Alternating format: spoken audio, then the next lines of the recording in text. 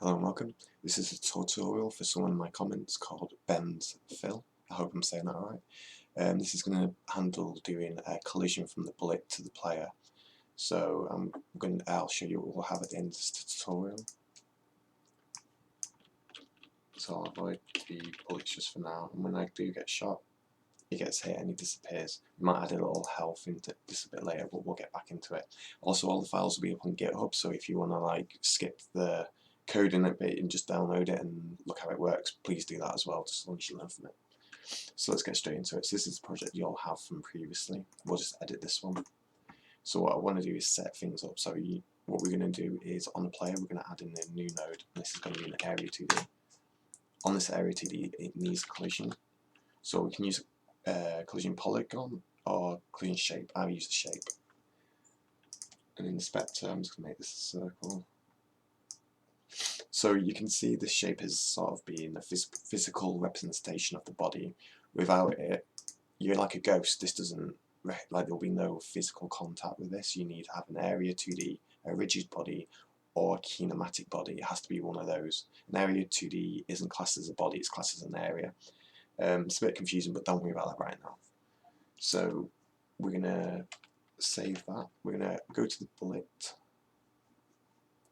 which is here, and we're going to do the same again, area 2D. But what we're going to do with this area 2D is we're actually going to call this bullet area. And we're going to do the same thing again, collision.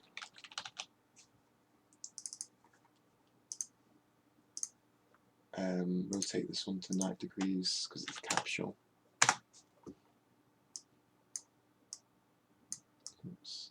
There you go.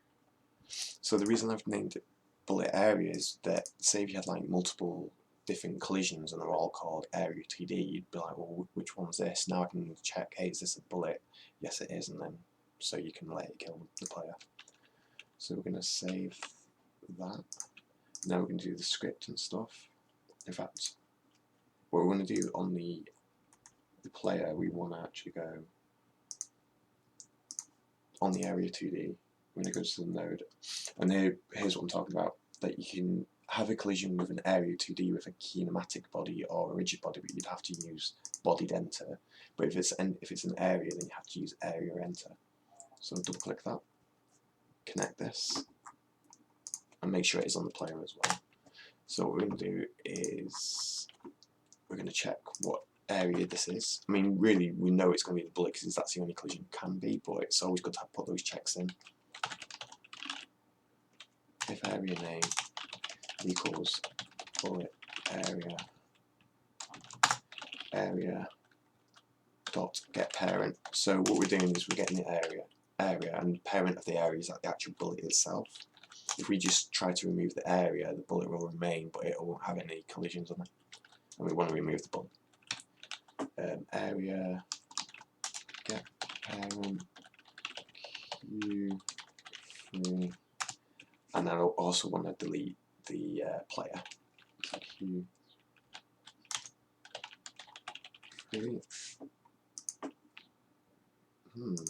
Why is it doing this? Area name. Oops, don't get double equals. There we go, and save that. So you can see that there'll be an error because what's happening is it's looking for a player that we've just deleted, so it's trying to refer to data that doesn't exist, so we have to resolve that now. So the way around that is, why is that different? Enemy, yeah, it's in the enemy, that's why. There we go.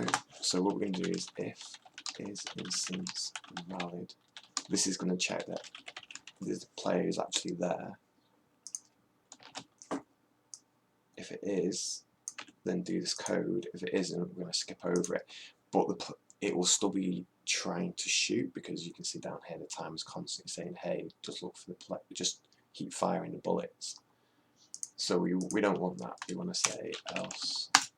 It means there's not a player anymore. Then we want to get the node, get the timer, and we want to say stop. And if we play this now, There, it works. So that's basically the end of this tutorial. What I'm going to do is, for completion's sake, is add in like a little health. So we'll go to the player, we'll put in var health equals 5.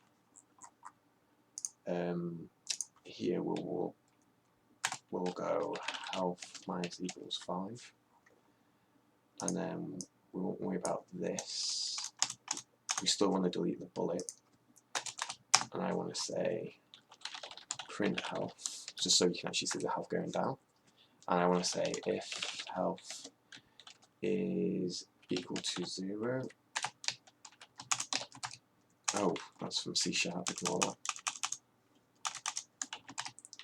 Then I want to key for it. Save that. So now you can look down here and you should see when I get hit. Oh, why did that happen? Oh, whoops, -1, don't minus it by 5.